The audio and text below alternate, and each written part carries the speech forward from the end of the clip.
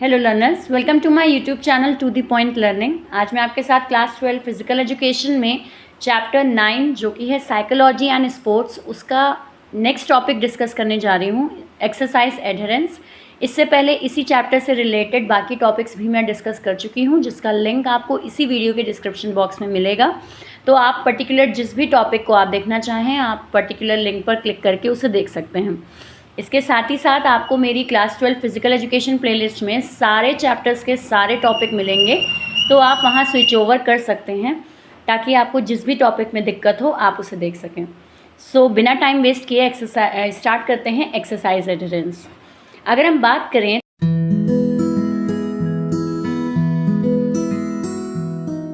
तो exercise adherence का meaning जो है a self regulated voluntary behaviour directed towards maintaining an exercise. Self regulated यानी कि एक वॉलंटरी बिहेवियर का मतलब हो जाता है अपने मन से करने वाला काम, मतलब कोई फोर्सफुल रूल रेगुलेशन वहाँ अप्लाई नहीं है। सेल्फ रेगुलेटेड यानी खुद को एक रेगुलेटेड वे में एक वर्क के लिए मोटिवेट करना। डायरेक्टेड टूवर्ड्स मेंटेनिंग, किस वर्क के लिए मोटिवेट करना, तो एक्सरसाइज रूटीन अप्लाई करने के लिए अपने आप को मोटिवेट करना, और एक proper exercise routine for a prolong period of time, एक लंबे समय के लिए अपनी लाइफ में इंट्रोड्यूस करना या उसे अडॉप्ट कर लेना, क्या कहलाता है एक्सरसाइज एडहेरेंस।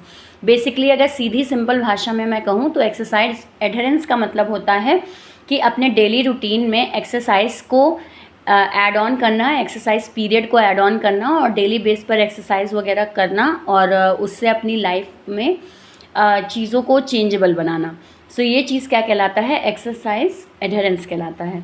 अगर हम देखें तो हमें एक्सरसाइज करने का क्या क्या रीज़न है, क्यों एक्सरसाइज एक करनी चाहिए, तो ओवरकमिंग सोशल फिजिक एंजाइटी।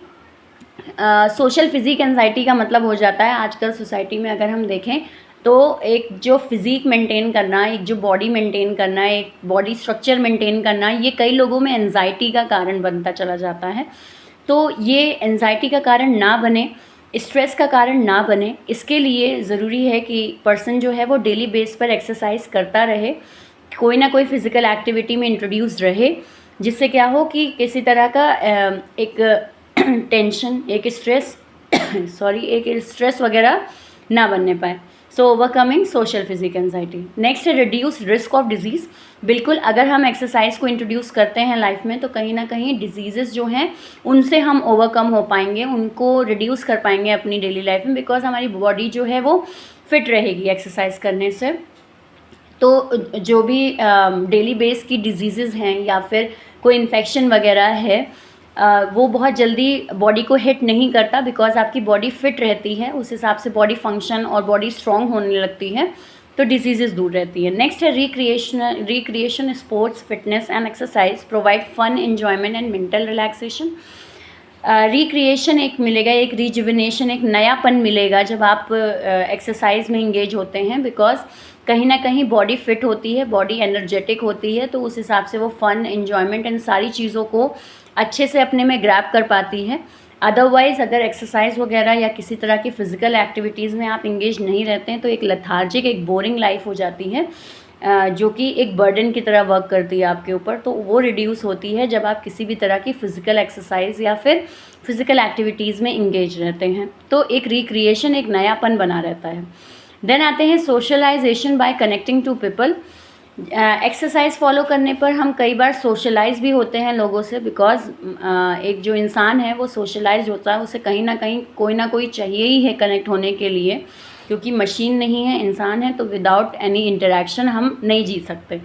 तो ये चीज़ क्या हो गया, सोशलाइजेशन आपका प्रमोट होता है जब आप फिज़िकल एक्सरसाइज वगैरह करते हैं, जिम जाते हैं या कहीं पार्क वगैरह में टहलने जा रहे हैं, एक्सरसाइज करने जा रहे हैं, तो कहीं ना कहीं आप सोशलाइज होना सीखते हैं, लोगों से इंटरेक्ट करना सीखते हैं, तो ये एक हेल्दी गेट टुगेदर आपको देता है। नेक्स्ट है last one, mental relaxation receive होता है एक्सरसाइज करने से। आपका माइंड जो है वो कहीं ना कहीं एक्सरसाइज करने से एक अलर्टनेस उसमें आती है, एक एक्टिविटी, एक एक्टिवनेस इंट्रोड्यूस होती है, जो कि आपको मेंटल रिलैक्सेशन देती है, स्ट्रेस वगैरह को ओवरकम करती है, बोर्डम को कम करती है। तो ये सारी चीज़ें आपको आपके माइंड को लीन आउट करती हैं, रिलैक्स करती हैं। So these are the reason जिसकी वजह से हमें एक्सरसाइज करनी चाहिए। अब नेक्स्ट टॉपिक आते हैं कि एक्सरसाइज के बेनिफिट्स क्या हैं। तो बेनिफिट्स हैं आपका, प्रोवाइड हेल्थ बेनिफिट। सबसे पहला एक मेन जो होता है एक्सरसाइज करने का, जो एक मेन कारण होता है वो क्या होता है, हेल्थ बेनिफिट, कि हमारी हेल्थ अच्छी होगी। तो बिल्कुल हेल्थ बेनिफिट्स में कई सारे बेनिफिट्स हैं आपके जो एक्सरसाइज करने से होते हैं, जैसे reduce risk of cardiovascular disease. Cardiovascular disease यानी हार्ट प्रॉब्लम वगैरह के चांसेस कम हो जाते हैं जो लोग एक्सरसाइज वगैरह डेली बेस पर करते हैं। नेक्स्ट है वेट मैनेजमेंट। आपका वेट जो है वो कंट्रोल रहता है, मैनेज रहता है, आपके एज और आपके बॉडी स्ट्रक्चर के अकॉर्डिंग बन जाता है। स्ट्रेंथन होती हैं बोन्स की ताकत थोड़ी बढ़ती है, बिकॉज जब आप एक्सरसाइज करते हैं तो बॉडी सर्कुलेशन, आपकी बॉडी में जो ब्लड सर्कुलेशन है वो इंक्रीज़ होता है, जिसकी वजह से हार्ट भी हेल्दी रहता है और बोन को भी और ज़्यादा फ्लेक्सिबल, कॉन्ट्रैक्शन, इन सब का मौका मिलता है, तो स्ट्रेंथ डेवलप होती है। उसी हिसाब से आप डाइट भी कंज्यूम करना शुरू कर देते हैं, तो वो डाइट भी आपके शरीर में न्यूट्रिएंट, विटामिन्स, ये सब कुछ ऐड ऑन करती है, तो जिसकी वजह से बोन्स वगैरह स्ट्रॉन्ग रहती हैं, मसल्स स्ट्रॉन्ग रहते हैं। Next, reduce risk of some cancers. कुछ तरह के आपके कैंसर्स होते हैं जो कि कॉस्मेटिक या अदर चीज़ों को कंज्यूम करने से चांसेस थोड़े बढ़ सकते हैं, तो वो आपके रिड्यूस रहते हैं जब आप डेली बेस पर अपने लाइफ में एक्सरसाइज को इनबिल्ड करते हैं, रिजुविनेट करते रहते हैं अपनी बॉडी को, तो इस तरह के जो रिस्क हैं कैंसर के वो कुछ कम होने के चांसेस हो जाते हैं। Then reduce risk of falls, यानी कि बीमार जो आप बहुत जल्दी, जैसे पर्सन बीमार होता है या क्लाइमेट चेंज होने पे बीमार हो गए, एक जो इम्यूनिटी हम लेवल कहें वो एक पर्सन का बढ़ता है एक्सरसाइज करने से, इम्यूनिटी लेवल डाउन नहीं होता, इसलिए जो डेली बेस की छोटी मोटी बीमारियां होती हैं वो जल्दी पर्सन को हिट नहीं करती हैं। Next one is provide stress relief. Stress relief मिलता है कहीं ना कहीं एक्सरसाइज करने से। अभी हमने ऊपर ही देखा था कि एक्सरसाइज करनी चाहिए मेंटल रिलैक्सेशन के लिए, तो बिल्कुल स्ट्रेस आपका कम होता है। देन इंक्रीज हैप्पीनेस, एक हैप्पीनेस लेवल, एक जॉयफुल लेवल बढ़ता है, बिकॉज कहीं ना कहीं आपका जो शरीर है वो एक्सरसाइज करने से एनर्जेटिक होता है। अब उस एनर्जेटिक एनर्जी को कहीं ना कहीं कंज्यूम करने के लिए आप एक्टिविटीज़ वगैरह में इंगेज रहते हैं, आप चीज़ों को, अपॉर्चुनिटी को ग्रैब करना चाहते हैं, उस पर वर्क करना चाहते हैं, तो ये सारी एक्टिविटीज़ बढ़ जाती हैं जब आप एक्सरसाइज करते हैं। देन आते हैं नेक्स्ट पे, promote self efficacy. Self efficacy का मतलब है कि किसी गोल को डिटरमाइन करना, किसी गोल को पाने की कोशिश करना, तो वो चीज़, एक जो जज्बा है वो बढ़ने लग जाता है जब आप डेली बेस पे एक्सरसाइज करते हैं, बिकॉज आप अपना गोल वगैरह सेट करते हैं कि इतनी एक्सरसाइज इतनी देर करेंगे, ये अचीव करना है। तो ये कहीं ना कहीं छोटे से ही स्टार्टिंग होती है, बट आप गोल अचीवमेंट करना शुरू करते हैं तो वो आपको आगे के जो गोल्स होते हैं उनको और ज़्यादा रिसीव करने के लिए मोटिवेट करने का काम करता है। Then promote social cohesion. Social cohesion का मतलब होता है ग्रुप गैदरिंग वगैरह, तो ग्रुप गैदरिंग वगैरह आपकी इंक्रीज़ रहती है, सोसाइटी में इंटरैक्ट करना, सोशलाइज करना अपने आप को, ये चीज़ आप सीखते हैं जब आप कहीं ना कहीं एक्सरसाइज या जिम वगैरह या इस तरह सोशलाइज फॉर्म में किसी तरह से फिज़िकल एक्टिविटीज़ से जुड़ते हैं। तो then enhances value orientation. Value orientation का मतलब है लर्निंग प्रोसेस, डिसिप्लिन मेंटेन करना और एक अपने आप को एक टाइम टेबल में बांधना है, एक जिसको मैं सिंपल कहूँ कि एक अनुशासित लाइफ जीना, तो वो चीज़ आपकी मेंटेन होती है एक्सरसाइज करने से, क्योंकि एक्सरसाइज कहीं ना कहीं आपको एक टाइम टेबल में बांधती है। जब आप एक्सरसाइज में इंगेज रहते हैं तो आप पूरे दिन का फिर उस हिसाब से टाइम टेबल सेट करते हैं कि इतने बजे उठ जाएं, इतने बजे एक्सरसाइज करने लग जाएं, इतने बजे फिर बाकी काम होगा, वरना एक्सरसाइज के लिए टाइम नहीं बचेगा। तो ये चीज़ें कहीं ना कहीं आपको वैल्यूज़ देती हैं, कहीं ना कहीं आपके बिहेवियर में एक रेगुलरिटी लाती हैं, एक रूल्स रेगुलेशन को इनबिल्ड करती हैं, तो वैल्यू आप डेवलप कर पाते हैं। देन कॉग्निटिव बेनिफिट्स भी बहुत सारे हैं आपके एक्सरसाइज करने से। कॉग्निटिव बेनिफिट्स का मतलब हो जाता है कि एक लर्निंग बेनिफिट्स, या कहें कि एक दिमाग के डेवलपमेंट, माइंड डेवलपमेंट से रिलेटेड बेनिफिट्स हैं। तो पहला आ जाए अटेंशन कंट्रोल। बिल्कुल एक्सरसाइज करने से कहीं ना कहीं दिमाग जो है वो और ज़्यादा अलर्ट होना सीखता है, एक्टिव हो जाता है। तो एक अटेंशन कंट्रोल, आपके दिमाग पे आपका कंट्रोल, या कहा जाए कि आपकी बॉडी पर माइंड का कंट्रोल काफ़ी अच्छा बनता है जब आप एक्सरसाइज वगैरह करते हैं। इम्प्रूव मेमोरी, एक जो मेमोरी लेवल है वो इम्प्रूव होता है एक्सरसाइज करने से, क्योंकि आपका जो माइंड है वो हेल्दी होने लगता है, बॉडी जो है वो अलग अलग केमिकल्स जो है वो रिलीज़ करती है, जिससे जो माइंड है वो और ज़्यादा एक्टिव होने लगता है, नर्व इम्पल्स जो हैं वो एक्टिव होने लगती हैं, तो मेमोरी कहीं ना कहीं शार्प होती है इन कारणों से। देन आते हैं mental health benefit. Mental health benefits में आ जाता है आपका exercise as therapy for emotional disorder, यानी कि किसी भी तरह का इमोशनल डिसऑर्डर है, पर्सन को किसी तरह की एंजाइटी है या किसी डिसऑर्डर से जूझ रहा है, तो उस पर्सन को भी डेली बेस पर एक्सरसाइज वगैरह करनी चाहिए। ये उसके लिए एज अ थेरेपी वर्क करता है, थोड़ी देर के लिए ही सही, लेकिन उसे अपने शेड्यूल में एक्सरसाइज ऐड ऑन करना चाहिए। ये कहीं ना कहीं एक इमोशनल स्ट्रेंथ प्रोवाइड कराता है पर्सन को। जो लोग किसी तरह के मानसिक बीमारी से जूझ रहे हैं या डिसऑर्डर के सिम्टम्स, डिप्रेशन वगैरह के फेज़ में हैं, तो एक्सरसाइज उन्हें भी हेल्प करता है, बिकॉज रिजुविनेशन पॉइंट हमने अभी पढ़ा था, लाइफ को कहीं ना कहीं रिविजनेट, वापस तरोताज़ा करने का काम करता है। नेक्स्ट आइए, fitness as moderator of life stress. कहीं ना कहीं आपका जो हेल्थ है, जो मेंटल हेल्थ है, वो लाइफ जो है आपकी स्ट्रेस फ्री हो पाती है, मॉडरेट वर्क कर पाती है, एक फिटनेस आप महसूस कर पाते हैं अपने माइंड में एक्सरसाइज को अपने डेली लाइफ में ऐड ऑन करने पर। देन आते हैं रनर्स हाई। रनर्स हाई में है कि आप और ज़्यादा अच्छा एक गोल सेट कर पाते हैं, माइंड जो है वो और ज़्यादा इलेबोरेट हो जाता है चीज़ों को डिसीजन लेने में या किसी भी तरह का कोई भी काम करने में। एक जो आपका मेंटल एस्पेक्ट है वो ब्रॉड हो जाता है, कहीं ना कहीं सोचने समझने की जो एक क्षमता है वो बढ़ती है, तो आप लॉन्ग टर्म डिसीजंस या फिर एक लॉन्ग टर्म गोल अपने लाइफ में सेट कर पाते हैं। रनर्स हाई एक क्राइटेरिया आप सेट कर पाते हैं with the help of exercise. Then आते हैं साइकोलॉजिकल वेलबींग। साइकोलॉजिकल रूप में भी आप एक अच्छे व्यक्ति बन पाते हैं। एक जो साइकोलॉजिकल बैलेंस चाहिए होता है पर्सन में, कि हर सिचुएशन को डील करने का एक तरीका या अपने इमोशंस को कंट्रोल में रखने का एक जो स्ट्रेंथ चाहिए होती है पर्सन को, तो वो कहीं ना कहीं उस पर कमांड बनना शुरू हो जाता है एक्सरसाइज करने से। नेक्स्ट आते हैं पर्सनालिटी एनहेंसमेंट। बिल्कुल फिजिकल हेल्थ है ही, फिजिकल स्ट्रक्चर जो है पर्सन का इम्प्रूव होता है, मेंटल एस्पेक्ट इम्प्रूव होता है, तो ये ओवरऑल कहीं ना कहीं पर्सनालिटी को बढ़ाने का काम करता है, एक अच्छी पर्सनालिटी को बिल्डअप करने का काम करती है एक्सरसाइज। नेक्स्ट है develop leadership qualities. Leadership qualities develop होती हैं, कॉन्फिडेंस लेवल, गोल सेटिंग, ये सारी चीज़ें डेवलप होती हैं, तो कहीं ना कहीं लीडरशिप की जो एक क्वालिटी है वो एक पर्सन में डेवलप हो पाती है जब वो एक्सरसाइज करता है। नेक्स्ट आते हैं स्पेशल पॉपुलेशन। स्पेशल पॉपुलेशन के अंदर आपके 2 पॉइंट आते हैं। स्पेशल पॉपुलेशन एस्पेक्ट का मतलब है कि कौन कौन से पॉपुलेशन क्राइटेरिया में क्या क्या फ़ायदे देता है एक्सरसाइज। पहला आते हैं क्लिनिकल पॉपुलेशन, यानी कि वो पॉपुलेशन जो कि आपकी किसी पर्टिकुलर बीमारी वगैरह से जूझ रही है, तो बिल्कुल एक्सरसाइज उनमें हेल्प करता है। डॉक्टर कंसल्ट करता है, केवल मेडिसिन नहीं, एक्सरसाइज, थोड़ा फिजिकल एक्टिविटीज़ इन्वॉल्व रहनी चाहिए लाइफ में, ताकि जो डिजीज़ हैं वो दूर रहें आपसे। तो क्लिनिकल पॉपुलेशन उसमें आती है कि बीमारी कोई है या बीमारी हो सकती है, वैसा लाइफ है, तो क्लिनिकल पॉपुलेशन को भी हेल्प करती है कि उन्हें बीमारी ना होने पाए, और अगर है तो वो कंट्रोल में रहे या ठीक हो जाए। एल्डरली पॉपुलेशन आती है आपकी 60 से ऊपर वाले लोगों के लिए, जो एल्डर हैं, तो उनको भी एक्सरसाइज करनी चाहिए, लाइट एक्सरसाइजेस करनी चाहिए, जैसे आपने पढ़ा भी था, रिकली एंड जोन्स टेस्ट है आपके फिजिकल एजुकेशन चैप्टर में।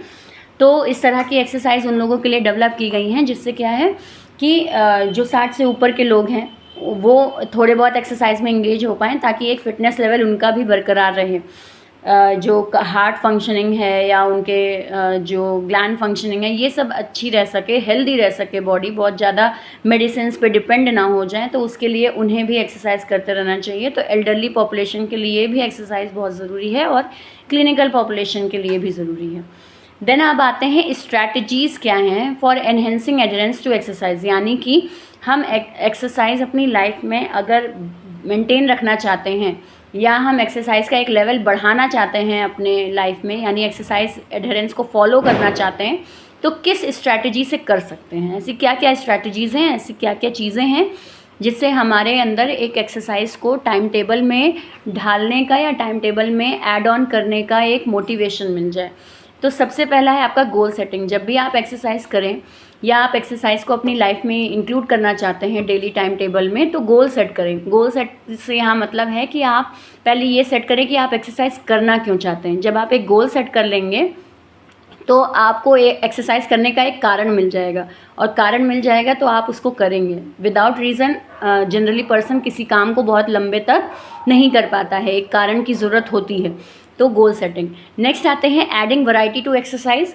अपनी एक्सरसाइज में वैराइटीज़ ऐड करें। वैराइटीज़ ऐड करने का मतलब है कि जो पूरा सपोज़ अगर आप 15 मिनट्स की एक्सरसाइज कर रहे हो तो उसमें हर सेकेंड तो नहीं बट 40 सेकेंड्स या 45 सेकेंड्स में आप एक्सरसाइज बार बार चेंज करते रहें। एक ही जैसी एक्सरसाइज 15 मिनट करना तो वो आपको बोर्डम की ओर ले जाएगा, बोर हो जाएंगे, आप रोज़ करना नहीं चाहेंगे। इसीलिए वैरायटी ऐड ऑन करना ज़रूरी है। अलग अलग एक्सरसाइज करें, इससे बॉडी को भी फ़ायदा होगा। बॉडी का हर पार्ट या बॉडी के हर एक फिटनेस कंपोनेंट पे असर करेगी, तो वैरायटी ऐड करना ज़रूरी है। Then social support enhancement. Social support होना भी ज़रूरी है। आपके आसपास का एनवायरनमेंट भी आपको सपोर्ट करे एक्सरसाइज करने के लिए, कि जैसे फैमिली में लोग सपोर्ट करें एक्सरसाइज के लिए, फ्रेंड्स वगैरह मोटिवेट बार बार करते रहें। इस तरीके का एनवायरनमेंट होगा तो आप एक्सरसाइज और ज़्यादा मन लगा के कर पाएंगे। और अगर हर चीज़ आपके आसपास एंटी रहेगी कि एक्सरसाइज से क्या होगा, नहीं करना ये, तो ये चीज़ें क्या है, कहीं ना कहीं आपको डीमोटिवेट करेंगे एक्सरसाइज करने में। देन आते हैं कॉन्ट्रैक्ट। कॉन्ट्रैक्ट में आ जाता है जनरली जो लोग जैसे एक्सरसाइज को फॉलो करने के लिए कोई ऑर्गेनाइजेशन ज्वाइन करते हैं, तो कहीं ना कहीं वो ऑर्गेनाइजेशन किसी कॉन्ट्रैक्ट वगैरह में पर्सन को इंगेज कर दे कि उनके और ऑर्गेनाइजेशन के बीच एक कॉन्ट्रैक्ट हो जाए कि इतने महीने आपको एक्सरसाइज शेड्यूल फॉलो करना है।